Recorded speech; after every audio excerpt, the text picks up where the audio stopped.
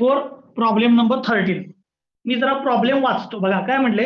A rectangular cross section bar is welded to a support by means of fillet welds as shown in figure. म्हणजे हा rectangular cross section आहे. म्हणजे इकडून जर बघितलं तुम्हाला हा रेक्टँगल दिसणार, तुम्हाला हा वेल्ड दिसेल बघा. बाहेरून हा वेल्ड मारलाय आणि हा तो रेक्टँगल आहे असा. ठीक आहे, म्हणजे इकडून बघितले की हा रेक्टँगल आहे, हा बार, हा या सपोर्टला काय केलाय इथं वेल्ड केलाय, फिलेट वेल्डनी वेल्ड केलाय. इथे काय पण चारी बाजून असल्यामुळे हा पूर्ण दिसतोय. हा असा वेल्ड आहे असं सांगितलं. ठीक आहे, पुढे बघा. Determine the weld size with permissible shear stress. आणि मला टाऊ परमिसिबल इथे दिलाय. टाऊ परमिसिबल किती सांगितले? 75 मेगापास्कल हा दिलाय. 75 मेगापास्कल. आता जरा लक्ष द्या. सगळ्यात पहिल्यांदा ह्या प्रॉब्लेम मध्ये महत्वाचं काय आहे ते सांग. याच्यामध्ये या वेल्ड मध्ये प्रायमरी आणि सेकंडरी कुठले स्ट्रेसेस जनरेट होतील? प्रायमरी आणि सेकंडरी.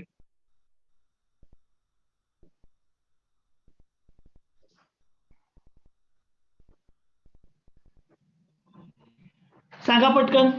या वेल्ड मध्ये प्रायमरी आणि सेकंडरी कोणते स्ट्रेसेस जनरेट होतील? ज्याला स्ट्रेसेस कळले त्याला हा प्रॉब्लेम संपला.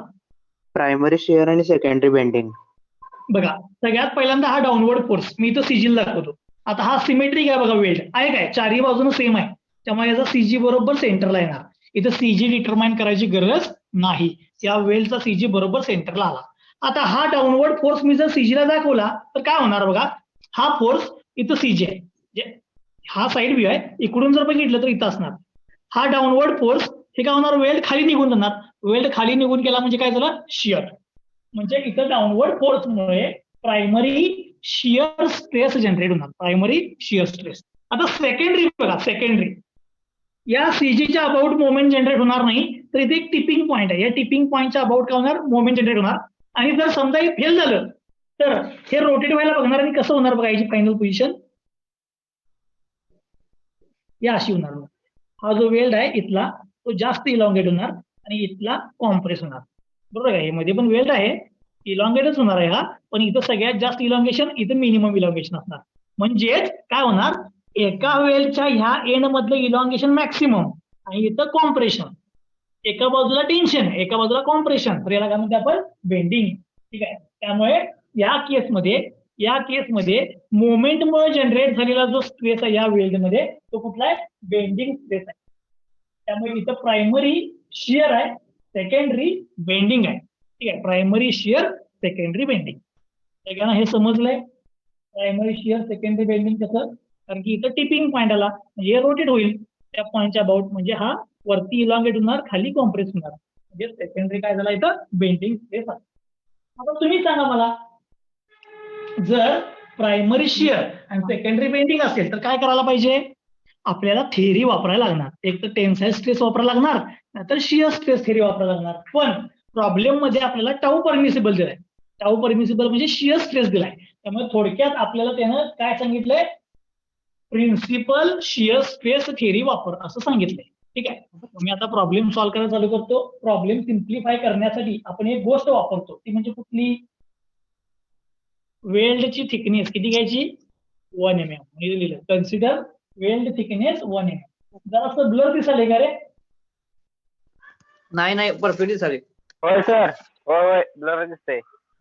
नाही ओके दिसते मला तर. नाही बरोबर आहे. Consider weld thickness 1 mm. ठीक आहे, थांबा एक मिनिट बघा, आता बरोबर दिसते. Consider weld thickness 1 mm. म्हणजे मी प्रॉब्लेम सिम्प्लिफाय करून घेतला. आता त्यातलं पहिल्यांदा सगळी कुठली केस आहे, primary shear. Primary shear stress,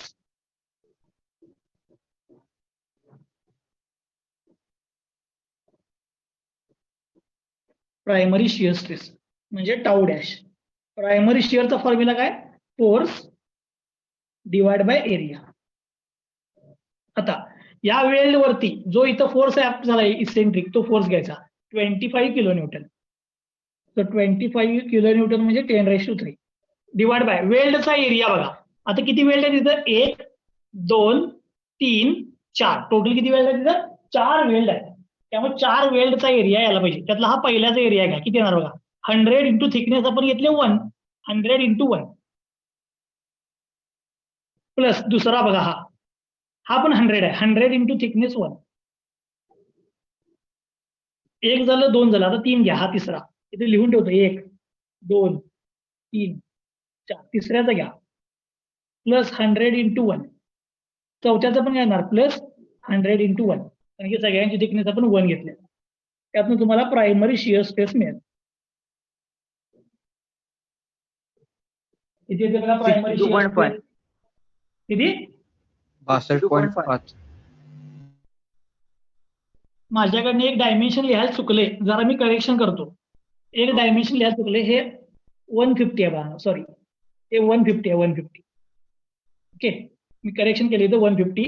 त्यामुळे मी इथं चेंज करतो. हा इथं 150 येणार. 150 इंटू 1. तसंच 3 नंबरला पण 150 इंटू 1. आता करेक्शन केले. सांगा 150 into 1 plus 100 into 1 plus 150 into 1 plus 100 into 1. 50. 50. म्हणजे प्रायमरी शिअर जो आहे तो 50 न्यूटन पर एमएम स्क्वेअर आहे. कधी जर थिकनेस 1 mm ची असेल तर. आता सेकंडरी कुठला स्ट्रेस आहे रे? बेंडिंग. आता बेंडिंग स्ट्रेसचा फॉर्म्युला इथं मी लिहितो. आपण सॉम मध्ये बेंडिंगचा फॉर्म्युला वापरतो. M/I is equal to sigma by y हा फॉर्म्युला वापरतो. म्हणजेच सिग्मा इज इक्वल टू काय येणार बघा? M into y divide by I हा फॉर्म्युला बेंडिंग स्ट्रेसचा. मी लिहितो sigma b is equal to M y by I हा फॉर्म्युला आहे. आता ह्यातल्या एक एक किमती शोधूया. ठीक आहे, ह्यातल्या एक एक किमती आपण शोधूया. M म्हणजे मोमेंट. सांगा मोमेंट किती येणार सांगा. इथे मोमेंटची किंमत करा. मोमेंट M इथे हा CG इथं आहे किंवा ह्याच्या अबाउट मोमेंट ऍक्ट होणार आहे. इथून ह्या मोमेंट जनरेट करणार ना. फोर्स किती? 25 किलो न्यूटन इंटू डिस्टन्स बघा यांच्यातलं किती आहे? 500. डिस्टन्स किती आहे? 500. सो 25 इंटू 10⁻³ इंटू डिस्टन्स आहे 500. हा एवढा मोमेंट जनरेट होणार. किती ते सांगा moment? 12.5 into 10⁻6. 12.5 into 10⁻6 newton m. एवढा मोमेंट जनरेट झाला. M मिळाला. आता वाय आणि आय पाहिजे. वाय आणि आय मी जरा काय करतो, हा वेल्ड इकडे पलीकडे ड्रॉ करतो. ठीक आहे, इथं वेल्ड ड्रॉ करतो पहिले, मग वाय आणि आय शोधूया. हा बाळांनो तुमचा वेल्ड आहे. ठीक आहे, याची थिकनेस आपण आता घेतलेले 1 mm. ऍक्च्युली हे डिझाईन मध्ये आपल्याला थिकनेसच शोधायची आहे, पण आता आपण किती घेतलेले? 1 mm कन्सिडर केलेले आहे. आणि हा सिमेट्री असल्यामुळे सगळ्या बाजूनी याचा CG बरोबर कुठे आहे? सेंटरला आहे. हा 1 नंबरचा वेल्ड आहे, हा 2 नंबरचा, हा 3 नंबरचा, हा 4 नंबरचा. याची हाईट आपल्याला दिली 150 आणि याची विड्थ दिली आपल्याला 100. सांगा याचा CG इथं आहे, म्हणजे हा त्याचा झाला x ऍक्सिस, हा याचा झाला y ऍक्सिस. मग मला तुम्ही सांगा आता y म्हणजे काय असते? y हे y डिस्टन्स म्हणजे काय असते? y extreme fibre to CG चे डिस्टन्स. y म्हणजे काय असते बाळांनो? CG पासून एक्सटर्नल फायबरचं डिस्टन्स. आता एक्सटर्नल फायबरचं डिस्टन्स इथून इथे किती येणार सांगा? हे इथून इथपर्यंत 150चा हाफ म्हणजे किती येणार? 75. म्हणून मी इथं हे मेन्शन करून देतो. हे y आहे. y म्हणजे किती येणार? 150चा हाफ म्हणजे 75 mm.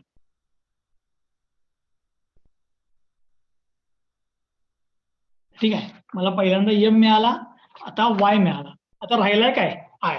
हा I जो आहे तो I x असणार का I y असणार? XX. येस, आपण नेहमी घेताना काय करतोय पाहनो, सॉम मध्ये पण तुम्हाला आठवत असेल बेंडिंगच्या वेळेला आपण I x घेतोय. त्यामुळे या x ऍक्सिसच्या अबाउटचा मोमेंट ऑफ इनर्शिया पाहिजे. जरा लक्ष द्या आता. I x. आता इथं टोटल किती वेल्ड आहेत रे? टोटल इथे किती वेल्ड आहेत? 1 2 3 4. सगळा जर म्हणजे हा रेक्टँगल आहे बघा, हा पण रेक्टँगल आहे, हा पण रेक्टँगल आहे आणि हा पण रेक्टँगल आहे, म्हणजे सगळे रेक्टँगलच आहे. त्यामुळे त्यातला पहिल्या वेल्डचा मोमेंट ऑफ इनर्शिया लिहितो. पहिल्याचा बघा, रेक्टँगलचा मोमेंट ऑफ इनर्शिया काय असते? BD³/12. इथं लिहितो मी I is equal to BD cube by 12 plus काय करतोय आपण ए एच स्क्वेअर. त्यामुळे मी पहिल्याच लिहितो या 1 नंबरचा बीडी क्यूब बाय 12. आता याचा बी म्हणजे बेस किती आहे बघा, याचा बेस किती आहे 1. हाईट एच बीडी टी किती आहे बघा याचा 1, म्हणजे बी डी क्यूब डिवाइड बाय 12 हे झालं बीडी क्यूब बाय 12 प्लस. आता जरा लक्ष द्या ए स्क्वेअर एरिया बघा किती आहे याचा 150 इंटू 1. हाईट 150 आहे, थिकनेस 1 आहे. 150 इंटू 1 इंटू याच्या सीजीचं एक्स एक्स ऍक्सिस पासूनचं डिस्टन्स म्हणजे एच. याच्या सीजीचं एक्स एक्स ऍक्सिस पासूनचं डिस्टन्स सीजी कुठे येणार सेंटरला आणि एक्स एक्स ऍक्सिस त्यातनंच पास झालाय म्हणजे याचा एच किती येणार 50. Oh sorry 0 0. बघा एक्स एक्स ऍक्सिस त्यातनंच पास झालाय ना सीजी मधून. त्यामुळे ह्या पॉईंट पासून ह्या ऍक्सिस डिस्टन्स किती येणार 0. एकातनंच पास झाले याचा अर्थ किती आला 0 आला. सगळ्यांना समजलं एच कसा काढला. आता हे झालं 1 नंबरचा मोमेंट ऑफ इनर्शिया. 1 नंबरचा 1 नंबर आणि 3 नंबर सेम आहेत काय वेगवेगळे आहेत सेम आहे. सेम आहे. त्यामुळे इंटू काय येणार इथं 2. आता पुढे जातो प्लस 2 नंबरचा बघा 2 नंबर याचा रेक्टँगल आहे म्हणजे 1/12 बीडी क्यूब. आता बी म्हणजे याचा बेस किती आहे बघा बेस 100 इंटू डी म्हणजे हाईट म्हणजे 1 cube. So 100 into 1 cube divide by 12 plus A square बघा याचा एरिया 100 इंटू 1 इंटू एच बघा एच याच्या सीजीचं या रेक्टँगलच्या सेंटरला सीजी येणार. याचं एक्स एक्स ऍक्सिस पासूनचं डिस्टन्स सांगा हे किती आहे. याच्या सीजीचं एक्स एक्स ऍक्सिस पासूनचं डिस्टन्स 75. किती येणार 75 एवढे येणार. सो 75 चा स्क्वेअर ए एच स्क्वेअर. ठीक आहे. आता असे 2 नंबर आणि 4 नंबर सेम आहेत का वेगवेगळे सेम आहे. सेम आहेत. त्यामुळे मी काय म्हणणार इंटू 2 म्हणजे हा 1 नंबर आणि 3 नंबरचा मोमेंट ऑफ इनर्शिया, हा 2 नंबर आणि 4 नंबरचा मोमेंट ऑफ इनर्शिया सॉल्व्ह केले की तुम्हाला आय एक्स एक्स मिळाला म्हणजे आय मिळाला. 1.60. सॉल्व्ह करताना आधी सांगितलं कसं करायचं. पहिलं हे सॉल्व्ह करायचं लिहून ठेवायचं, हे सॉल्व्ह करायचं लिहून ठेवायचं, मग ऍडिशन करायची.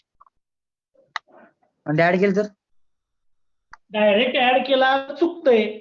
आज कुछ तुफानी करते हे म्हणायचं नाही. मी केलंय तुपानी केलंय. 1.68 इंटू 10⁶ आलंय. पण थांबा आता तुम्ही म्हणताय तर बघतो आता चुकतंय तर का. 1.68 into 10⁶. मग बघायला लागते आता. बस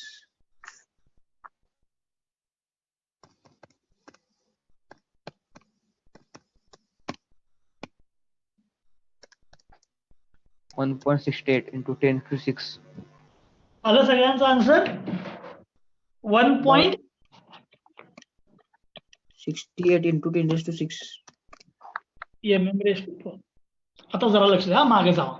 आता ह्या प्रॉब्लेम का सोपा असतो कारण की इथं फक्त आय एक्स एक्स शोधत असतो. याच्या अगोदरचा जो टाईप होता ज्याच्यामध्ये सेकंडरी ट्विस्टिंग शेअर होता त्यावेळी तुम्ही आय एक्स एक्स पण शोधत होता आणि आय वाय वाय पण शोधत होता.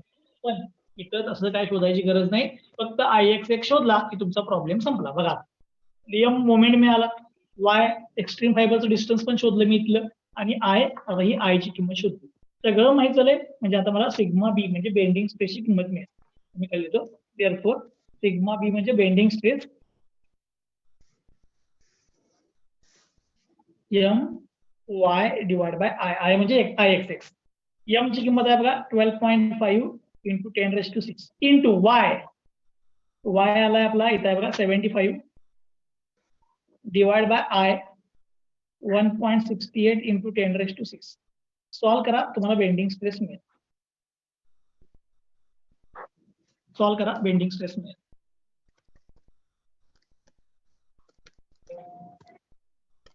$555.72.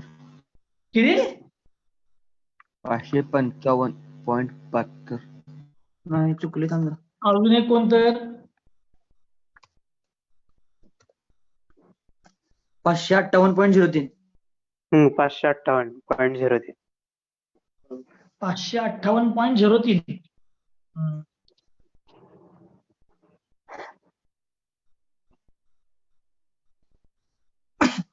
मला बेंडिंग स्ट्रेस मिळाला, इथं प्रायमरी शिअर मिळालं. आता बेंडिंग मिळाला, शिअर मिळाला, मग आता मला काय करायला पाहिजे? थिकनेस. आता या दोघांचा एकाच वेल्ड मधले 2 स्ट्रेस मिळाले, त्या दोघांना काय करायला पाहिजे? कंबाईन. शिअर असता तर मी काय केलं असतं रे? त्यांची मी Addition. रिझॉल्व्ह करून ऍडिशन केली असती. बेंडिंग असता तर रिझॉल्व्ह करून ऍडिशन केली असती. पण एक शिअर आणि एक बेंडिंग म्हणजे आता काय वापरायला पाहिजे मला? Principal stress theory. म्हणून मी देतो as primary stress is shear, comma, and secondary stress is bending. Therefore, by using principal shear stress theory to determine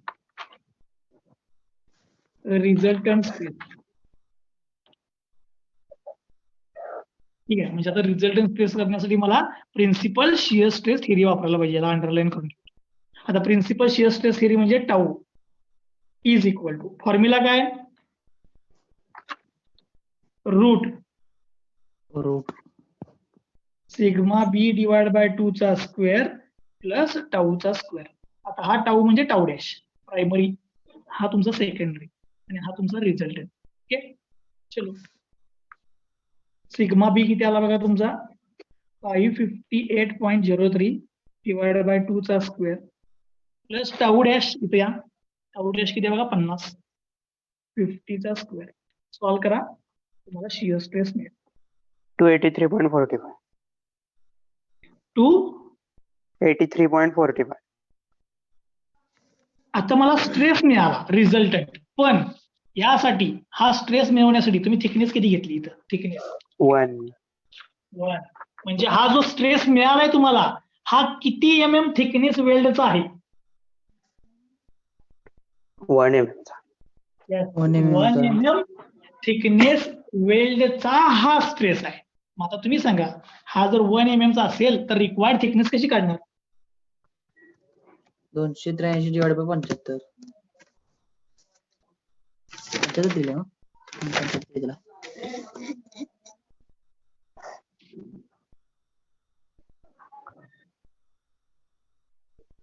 हा 1 mm चा आहे, तर रिक्वायर्ड थिकनेस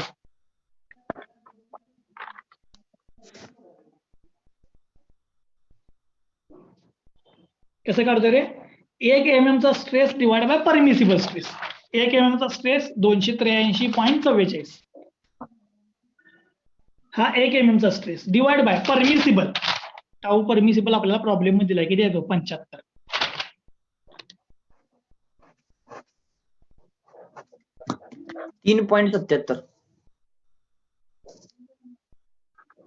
किती? 3.77.